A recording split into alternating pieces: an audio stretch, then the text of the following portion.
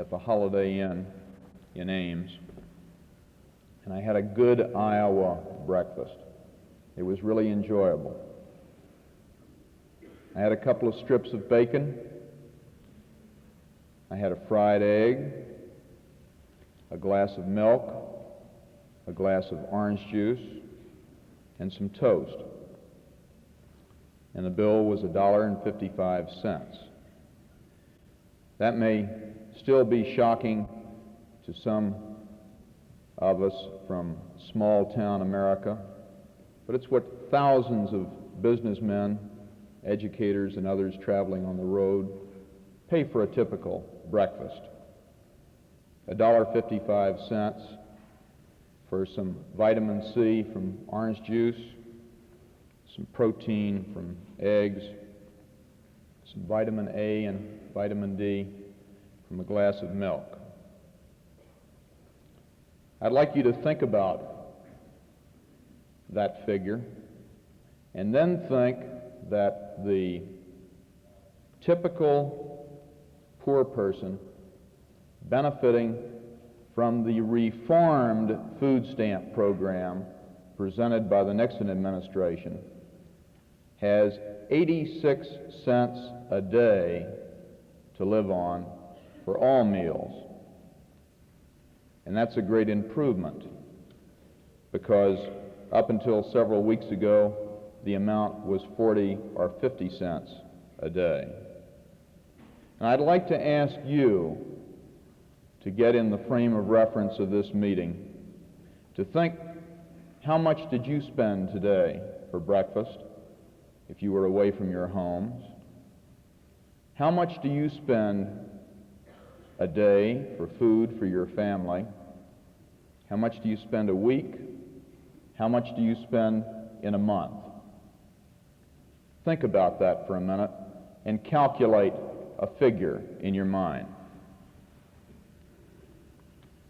Have you reached a figure? Is it easy to come up with?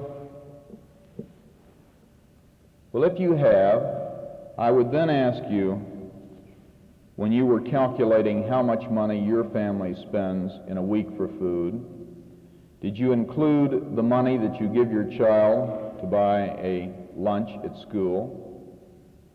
Did you include the amount of money that your husband spends for lunch 5 days a week at work? Did you include the family outing for hamburgers and French fries with the kids? Did you add that into the total amount of money that you spend for food? If you were really counting these costs, you're already learning a great deal about the cost of hunger and the cost of survival for 15 million Americans who cannot conceivably afford to buy a minimally adequate diet today. And that is a diet that the United States Department of Agriculture says could be prepared by a skilled homemaker for a family of 4 for between $107 and $120 a month. There are thousands of Iowans who cannot afford that minimum diet. And of these thousands of Iowans, most of them work, and work hard. They work in Ames, in Des Moines, and the small towns of Iowa for the minimum wage of $1.60 a week. That's $1.60 an hour. That's $64 a week. How can they feed their families of 4 or 5 an adequate diet on that kind of income, or on twice that income? And then there are thousands of Iowans who do not earn the minimum wage. How do they survive in America? Do we know? Are we going to do anything about it? That is my subject this morning. How did hunger become a national issue in America? Why suddenly are meetings like this being held all over the United States? Surely there has always been hunger in America. There was hunger, devastating hunger, in the early times of colonial America, where during the winter our ancestors were sometimes reduced to chewing on leather for survival. There was hunger during the Depression of the 30s. There was hunger in 1960, which prompted then Senator John F. Kennedy to say in a presidential campaign speech, 17 million Americans go to bed hungry at night. 3 days later, Senator Kennedy backed off of that comment when he was challenged by then Vice President Richard Nixon. There was hunger in 1966 when the late Joe Resnick, a very courageous congressman from Mississippi, went to Mississippi. He saw it with his own eyes. He came back and stood on the floor of the House of Representatives day after day in the starkest detail, telling about human suffering and misery, but he was not heard. There was hunger a year later in 1967. Recall a picture, if you can, of some tents being thrown up in Lafayette Park across from the White House. Those were poor people who had come from the Deep South to camp at the door of the White House to tell us they were hungry. They were evicted from Lafayette Park. Hunger became a national issue, in my opinion, beginning in April of 1967, when a Senate subcommittee on manpower and poverty held hearings in Mississippi. The subcommittee hearings were led by the late Senator Robert Kennedy and by former Senator Joseph Clark. It was at those hearings that for the first time hunger received national publicity. I think we should ask ourselves, why did hunger become an issue then? What was different at that time from the time when Joe Resnick stood on the House floor in tears, beseeching his fellow members of Congress to do something about hunger? I think that there are several relevant things about our age which has now brought issues like hunger to us. It began in the Civil Rights Revolution in the 1950s, as the black man in America tried to win the most elemental legal rights: the right to sit in a restaurant, the right to vote, the right to have a place to sleep at night when traveling on the highway. And then came the war on poverty, which, if it did nothing else, aroused the expectations of millions of Americans who had never had even any hope or expectations.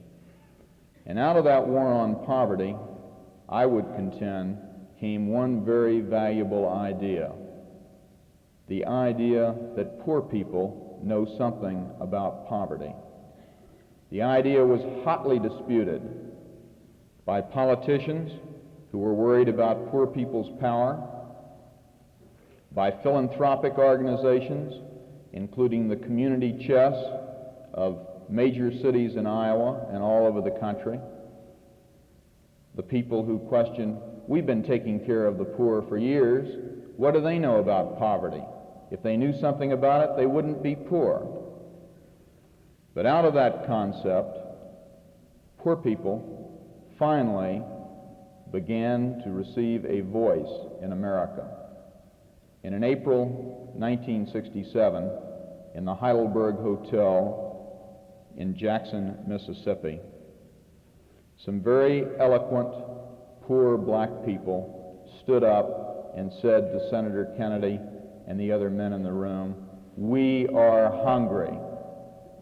And something very different happened. They were heard. They were heard by men who have influence and ability to stir national issues. That was the beginning of hunger as a national issue in America. What's happened in the almost 3 years since then? A rapid rundown of events. A distinguished team of doctors followed the Kennedy-Clark expedition into Mississippi and verified their findings over the objection of the Mississippi Medical Society, which said there was no hunger in that state. This same Senate subcommittee traveled to the Indian reservations of Arizona, to the slums of Boston, to South Dakota, to South Carolina, to West Virginia, to the richest agricultural area in the world, aside from Iowa, the San Joaquin Valley of California, and everywhere they found hunger and human need. It was not a Mississippi problem, as they first had thought. 2 citizens groups revealed to us that 15 to 20 million Americans can't possibly afford to buy a minimum diet. They told us such simple things as that 1 million Americans live in families with 0 cash income, that 5 million Americans live in families with less than $1,200 annual income than that needed for food alone, that another 10 million Americans live on less than $2,000 a year. Merely to survive in America with an adequate diet, they would have to spend 50 to 100% of all of their funds on food. And then there was a National Nutrition Survey. The National Nutrition Survey, in its preliminary findings, documented that up to 1/3 of children of poverty are critically deficient in iron, vitamin A, and vitamin C, and that these children of poverty lag from 6 months to 2.5 years in growth. What that means is that the 6-year-old child of poverty looks like your 3.5-year-old child and mine. And our scientists began to document the devastating effects of malnutrition, beginning with the reproductive cycle. They began to tell us that an infant, even while still in its mother's womb, without having taken a single bite of food, may suffer mental damage if the mother does not have proper nutrition. They began to tell us that the child's diet is critical in the first 3 years of life, when 90% of brain growth takes place. They began to tell us that a child of 6 or 8 or 10 or 12 who goes to school hungry and anemic will be listless, will be sleepy, cannot learn, cannot concentrate. Thousands of American school teachers have been telling us that for years. And then the news media entered the scene. CBS moved millions of us to tears with a brilliant documentary in May of 1968 portraying hunger in America. And the National Observer had to come to Des Moines to inform us that citizens of Des Moines, Iowa, were surviving by finding scraps in the city dump. How have we responded to all of this? How have we responded as a nation to date? I would say that our response to this point can only be judged, let them eat promises. What are some of the responses and the non-responses?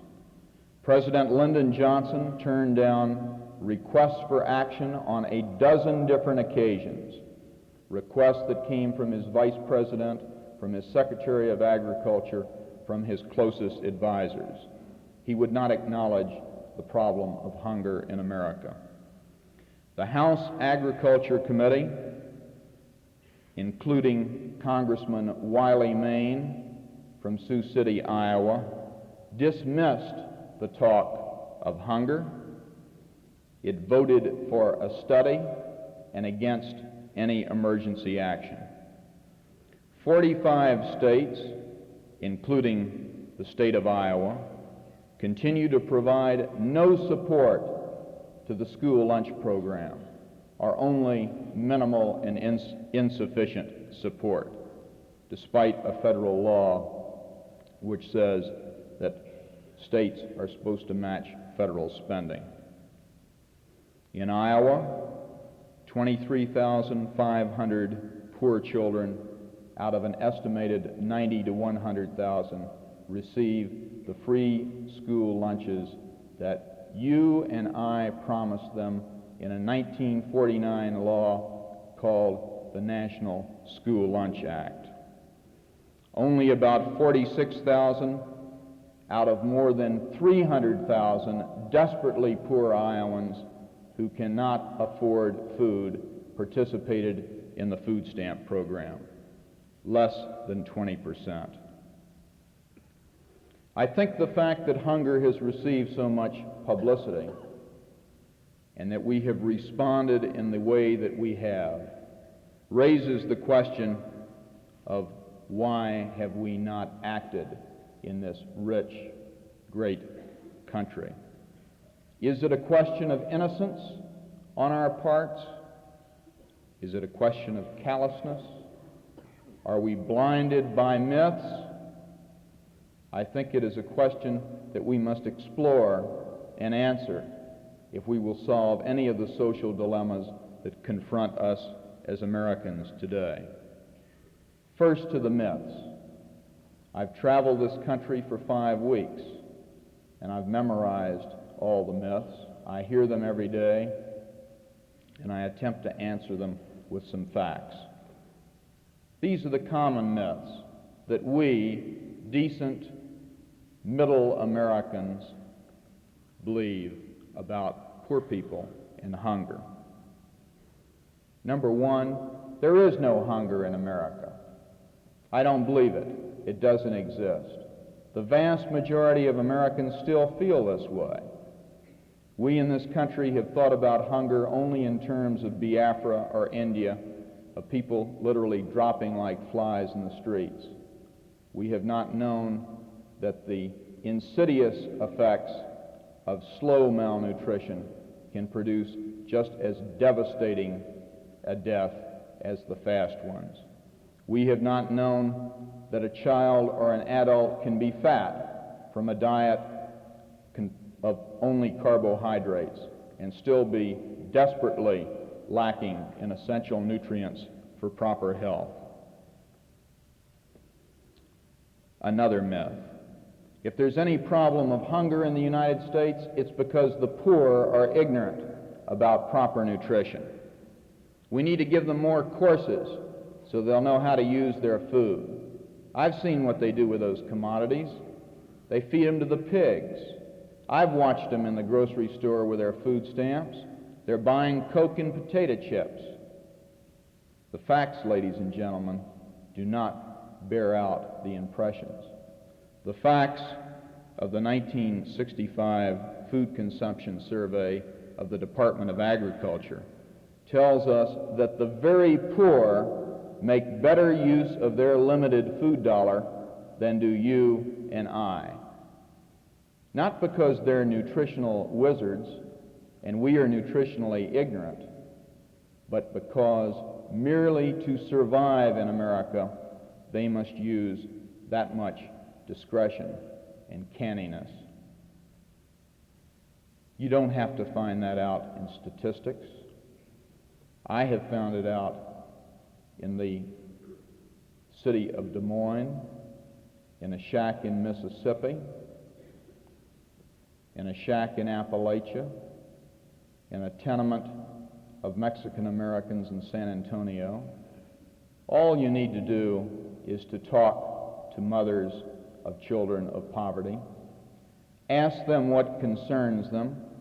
They're concerned that their children do not get any milk, that they cannot afford to buy meat, that they cannot afford to buy vegetables, that they cannot afford to buy fruit, milk, meat, fruit, and vegetables, which contain, in our conception, many of the essential nutrients, are out of the price range of the poor. The poor cannot afford any of these products. Another myth. They won't work. Why don't they go out and get jobs? The facts: there are 25 million Americans living in poverty. 22 million of them live in families in which the family head either works or is totally disabled. The poor do work, and they work much harder than you or I. The poor who pick the vegetables and the fruit that we eat at our dinner tables engage in back-breaking work.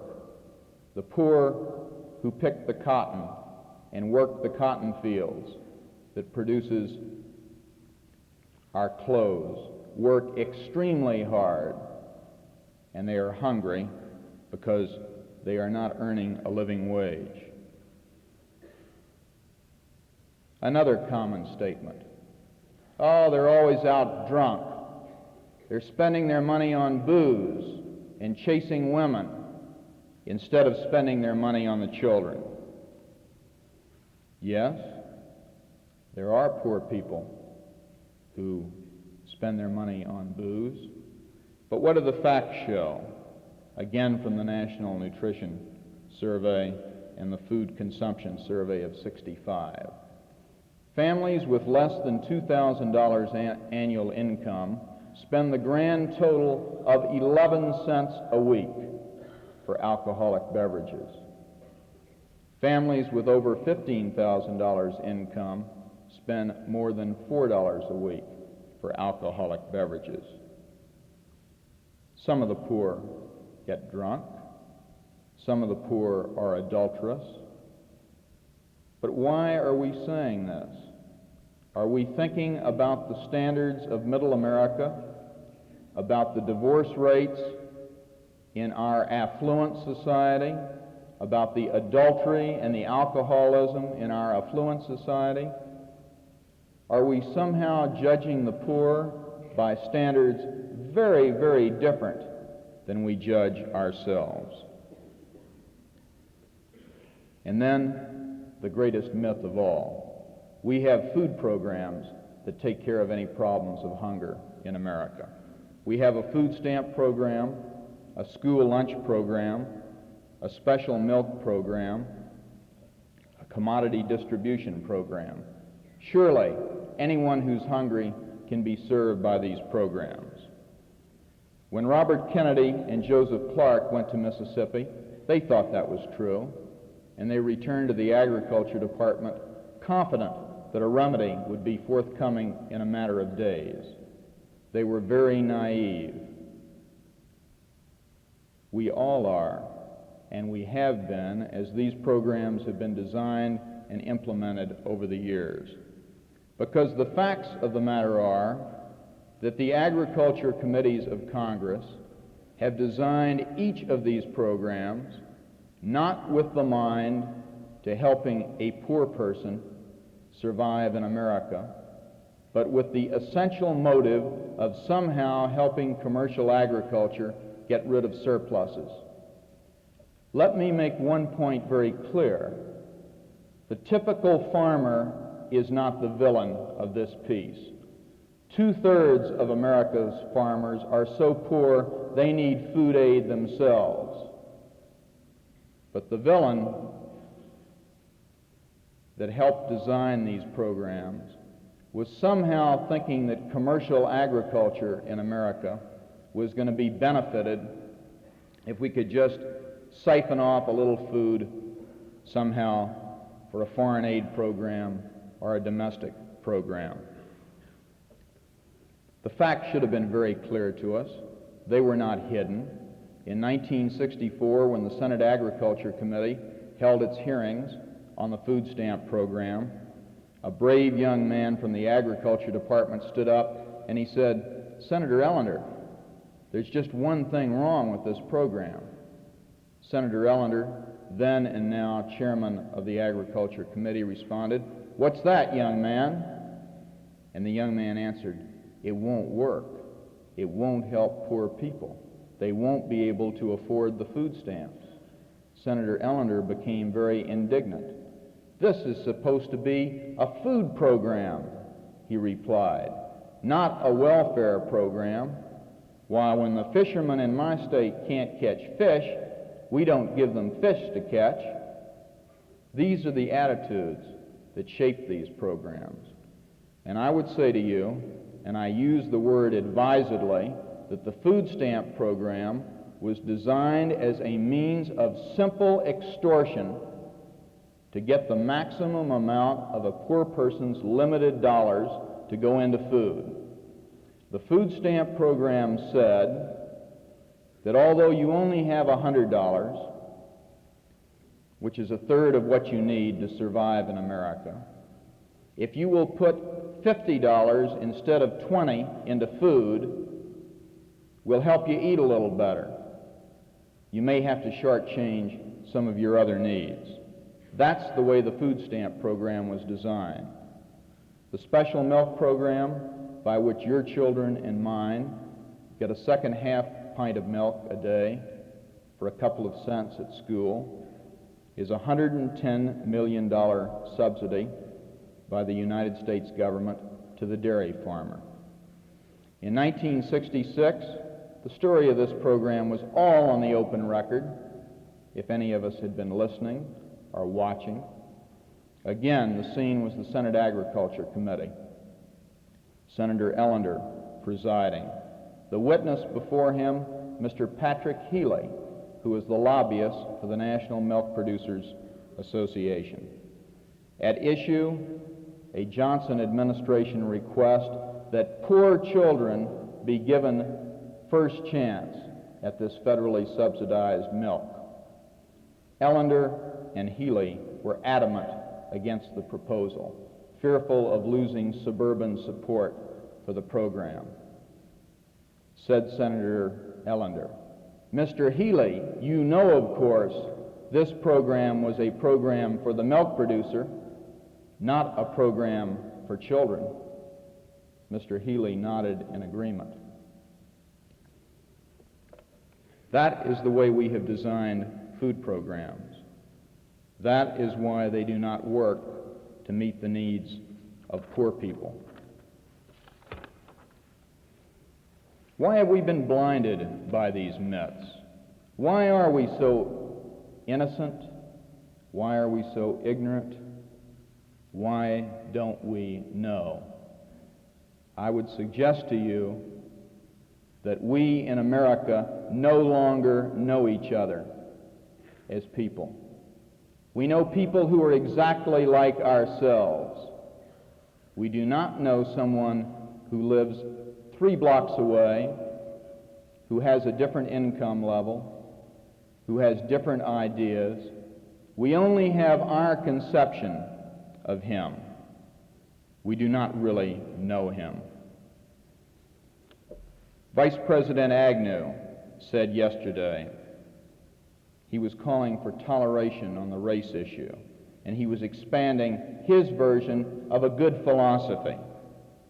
He said that we should accept people on the basis of whether their education, their economic situation, and their philosophy are compatible with our own. That is exactly why we don't know each other in America. I'd like to take just one example from my book that illustrates the problem of knowledge and ignorance, the problem of knowing each other in America when the issues are stunted babies, hunger, misery for millions of our fellow citizens. It was 1968. It was a hearing before the House Labor and Education Committee. The witness, Dr. Donald Gatch, of South Carolina. The questioner, Representative William Shirley of Iowa. They contrast in appearance and in viewpoint. Dr. Gatch, slight, freckled, with an unruly thatch of hair, was born on the Great Plains of Nebraska and grew up on a ranch. He went southeast to practice medicine among the black poor of South Carolina.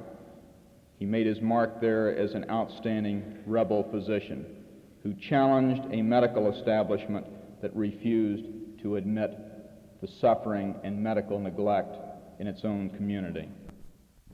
Representative Shirley, a towering man with close-cropped crew cut, a healthy sun-tanned face, and the hard muscles of a man who has done physical labor, was born in deep poverty in upstate New York. He went west